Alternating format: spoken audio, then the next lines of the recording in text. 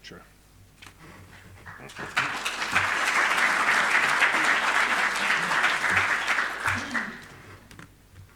Ladies and gentlemen, may I reiterate a very warm welcome here to the Aeronautical Society for this very key lecture, of course, just at the very start of the 100th anniversary of the world's first independent Air Force, the Royal Air Force.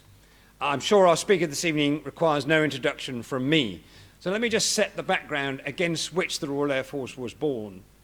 Everyone remembers the three famous names, or at least most people in this room, I hope, do, all set up under a committee to look at how air power should be driven forward in 1915, 16, and into the actual convention in 17.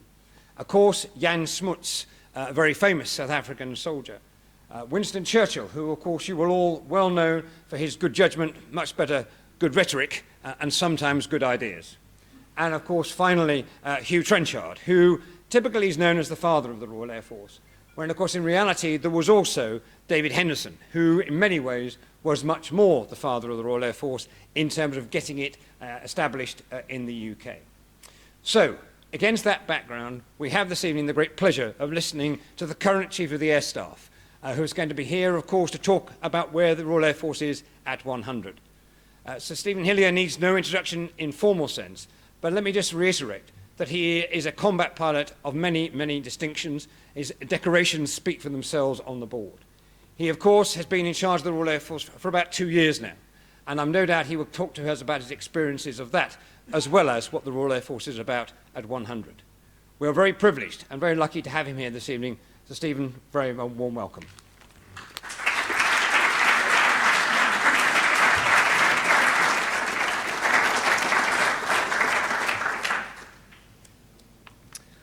Well, President, distinguished guests, ladies and gentlemen, thank you very much indeed for those very kind words of introduction. It is, as ever, a tremendous privilege to be invited to address the Royal Aeronautical Society this evening.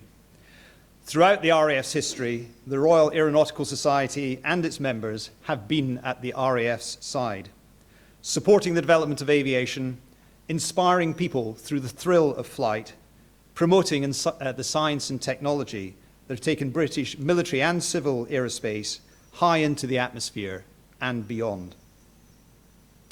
I know that the relationship between the Society and the Royal Air Force will continue to be strong and will continue to prosper into the future. Now, I do not need to remind this audience that in just 4 days' time, on the 1st of April, the Royal Air Force will be 100 years old.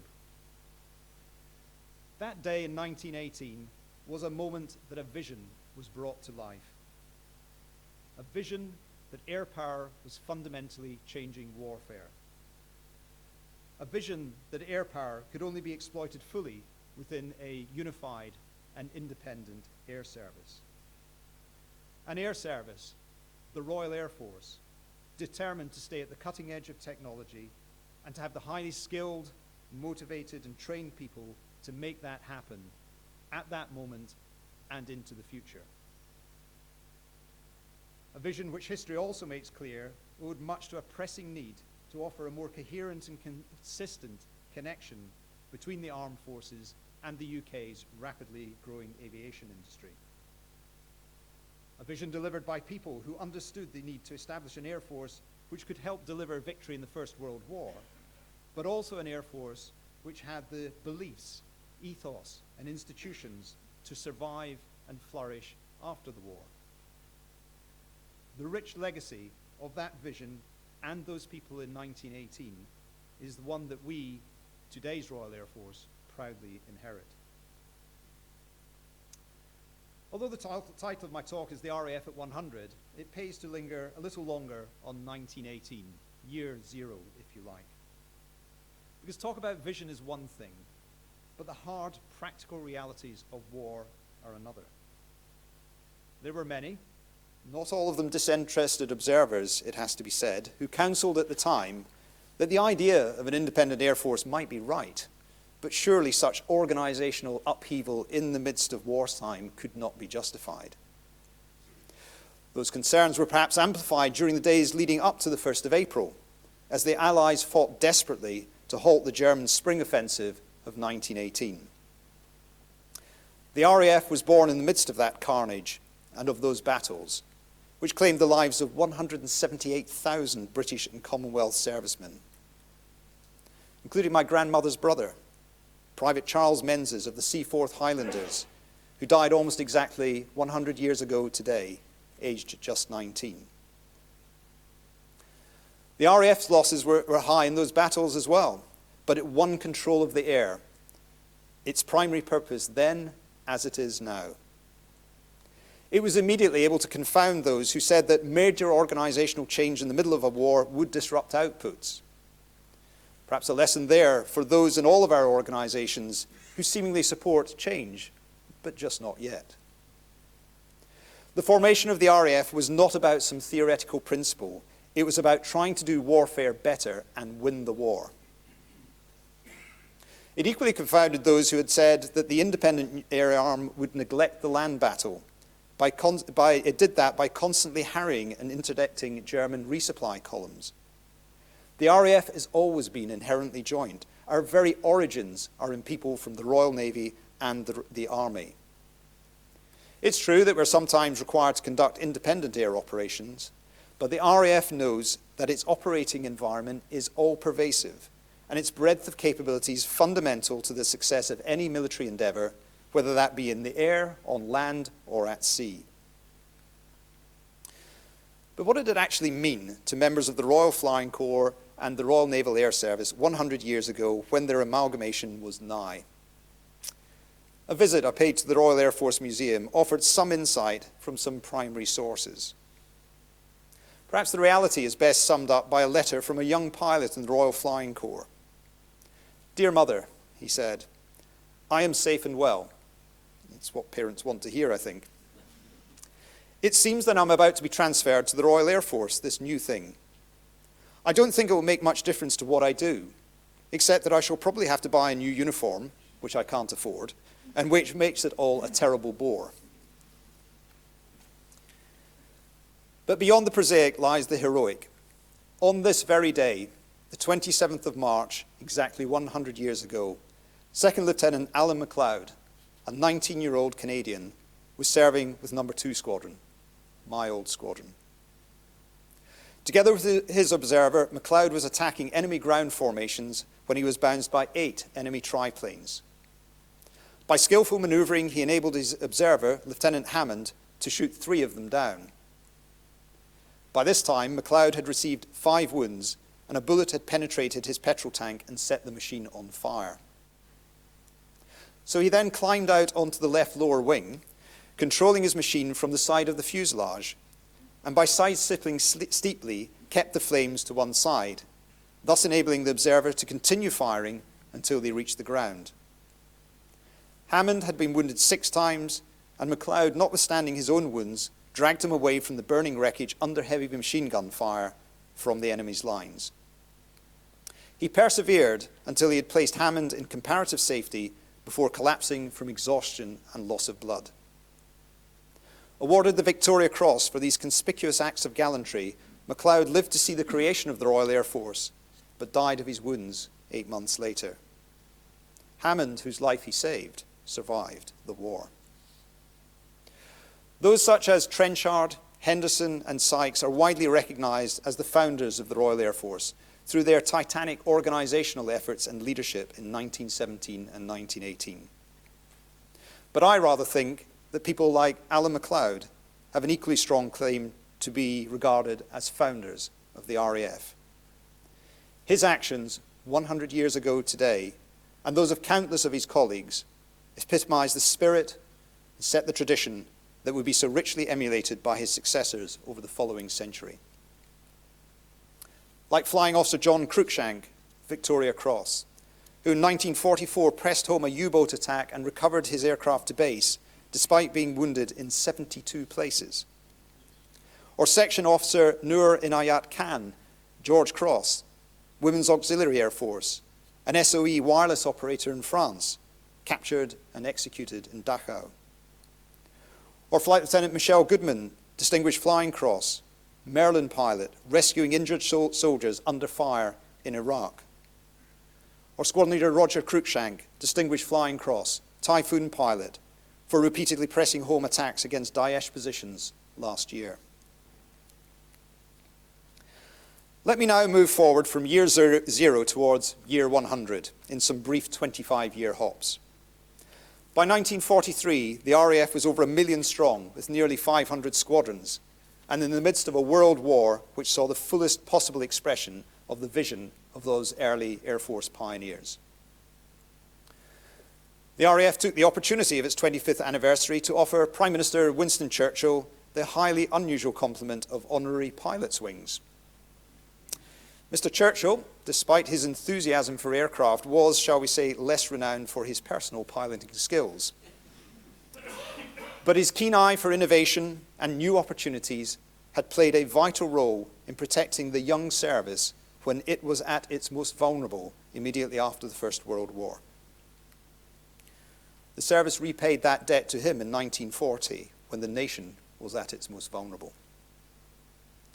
In his response to the award of his wings, Mr. Churchill said, and I'm afraid you're going to have to imagine me sounding like Gary Oldman here, "At this moment, the RAF is the spear point of the British offensive against a proud, cruel enemy. As the world conflict deepens, the RAF's war future flows with a still brighter and fiercer light. I'm honoured to be accorded a place, albeit out of kindness, in that comradeship of the air which guards the life of our island and carries doom to the tyrants."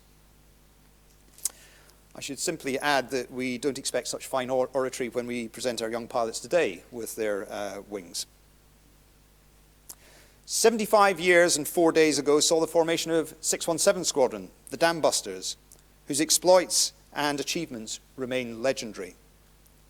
But the squadron also confirmed that the RAF remained at the pinnacle of innovation, technology, industrial effort, and the precision of the time. This remains the case today. 4 days ago, on its 75th anniversary, 617 Squadron started to reform as the UK's first F-35 Lightning Squadron, which we will proudly welcome back to the United Kingdom in a couple of months' time. And if you'll excuse me a small moment of personal indulgence, joining that powerful million-strong Air Force in 1943 was Aircraftsman Second Class Victor Hillier, my father, and the inspiration for me joining the Royal Air Force, and indeed eventually for ending up here tonight. Moving on to 1968 and the 50th anniversary of the RAF. For this, I'm indebted to the Royal Air Force Golden Jubilee souvenir book, in particular to Mr. John Taylor, who's editor of Jane's All the World Aircraft for 3 decades during the Cold War and a fellow of this society.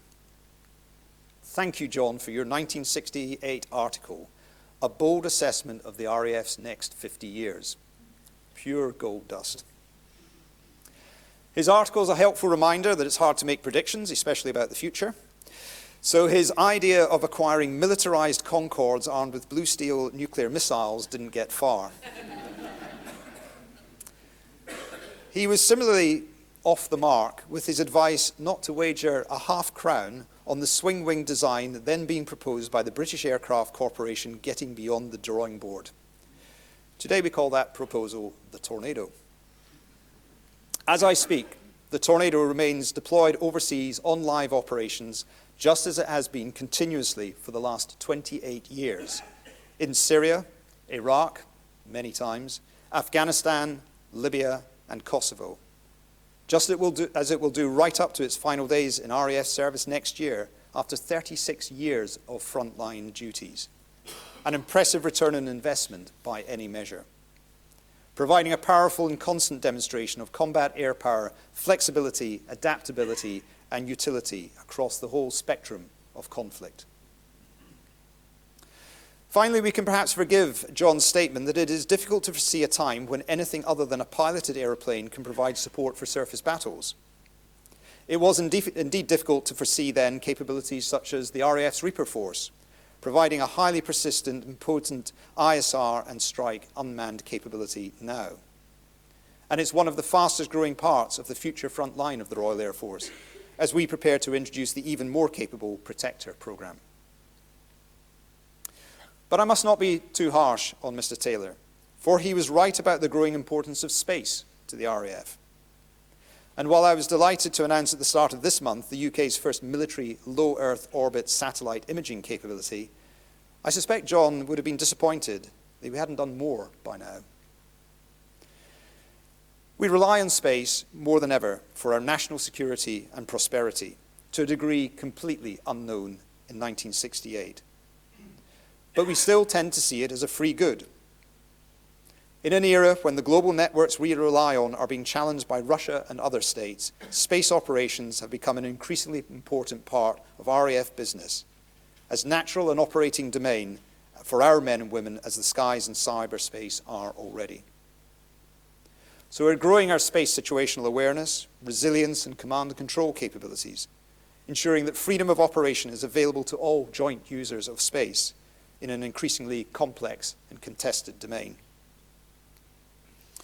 John was right too about the growing importance of missiles, testified not least by the over 3,700 precision munitions which the RAF has now employed over the last 3.5 years in engaging Daesh, striking potential terrorist threats to the UK at range.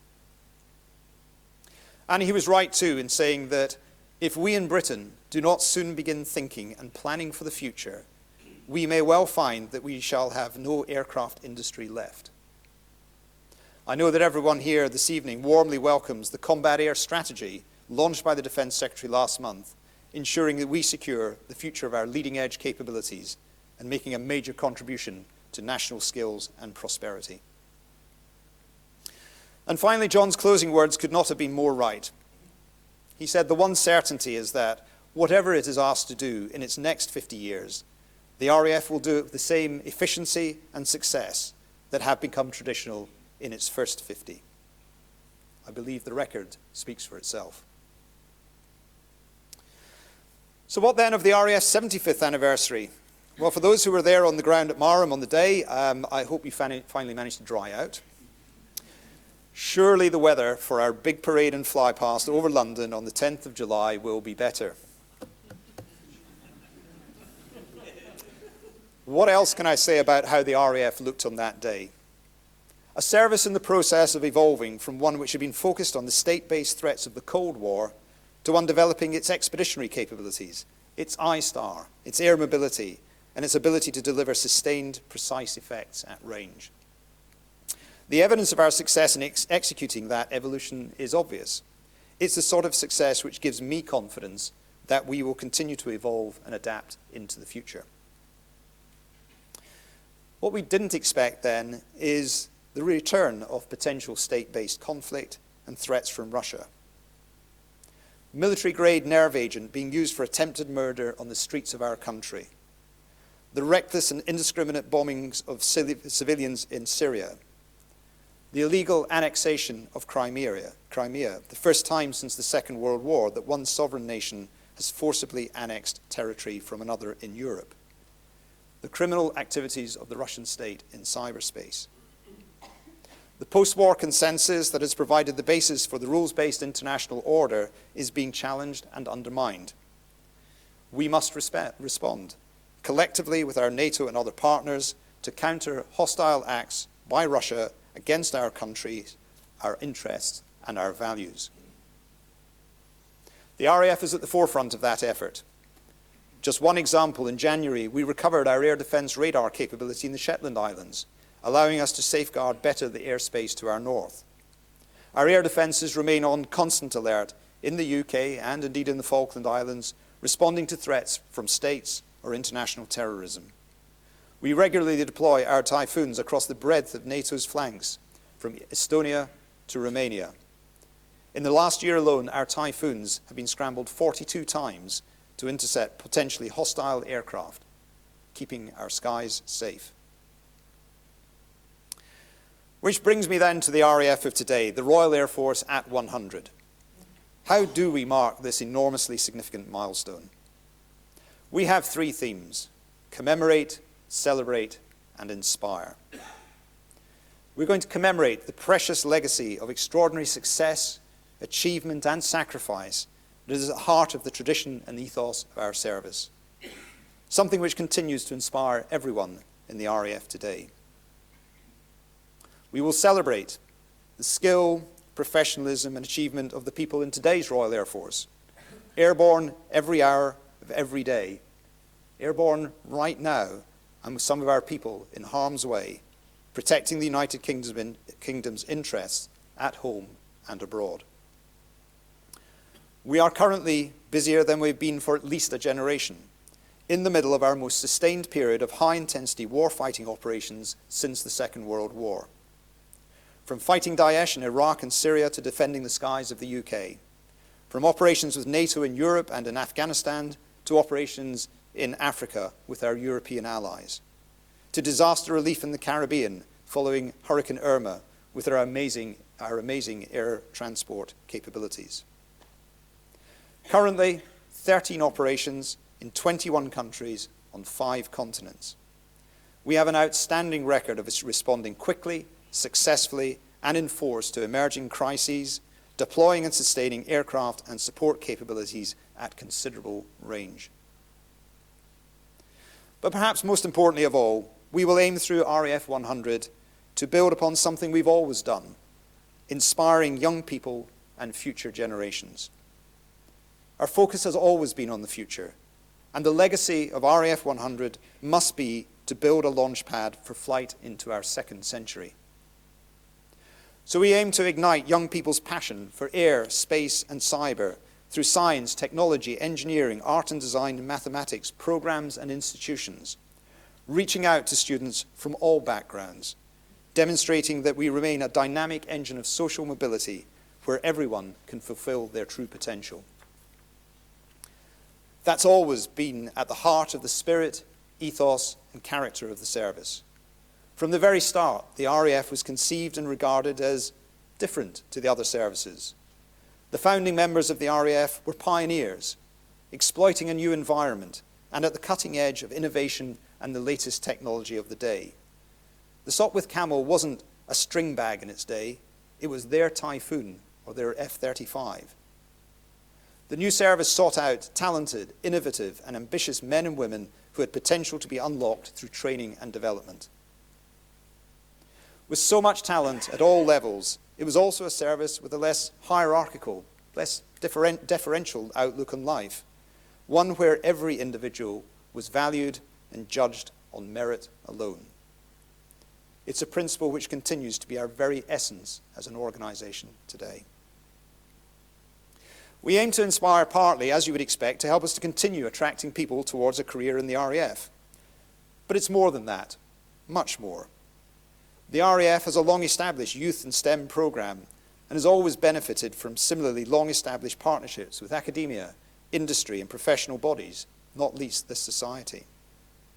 We're building on that, so RAF 100 can offer the largest program of STEM-focused youth engagement ever undertaken by the military.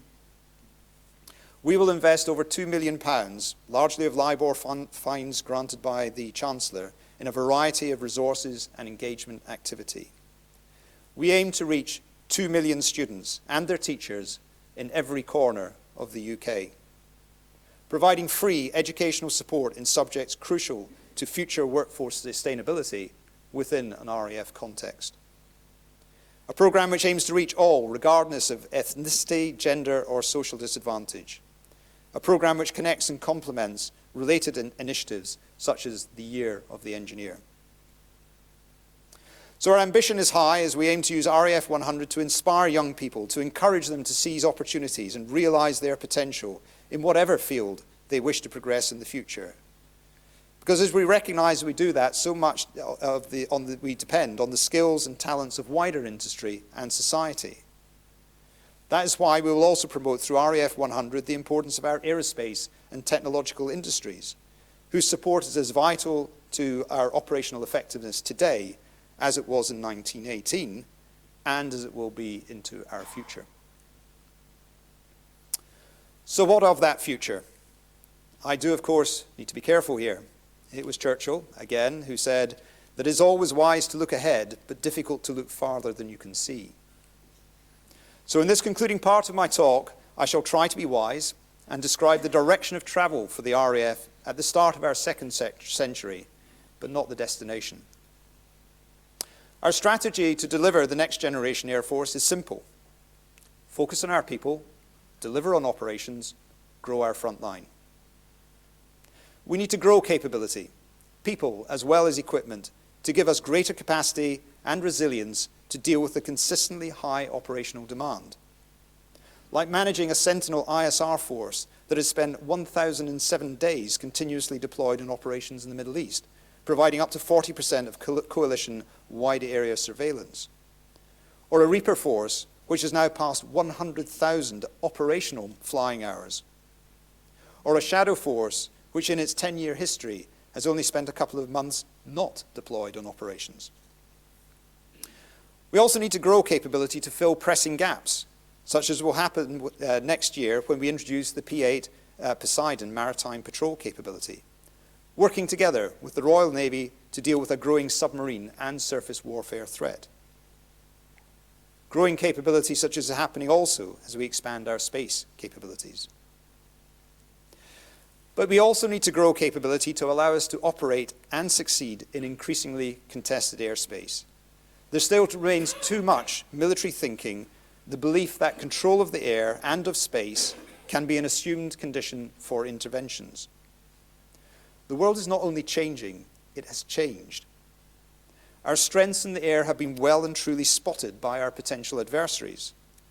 We need to get used to the idea that in any future conflict, control of the air will have to be fought for, and air power, in fact all joint effects, will have to be delivered in this contested environment. That's what makes the introduction of the F-35 Lightning so important.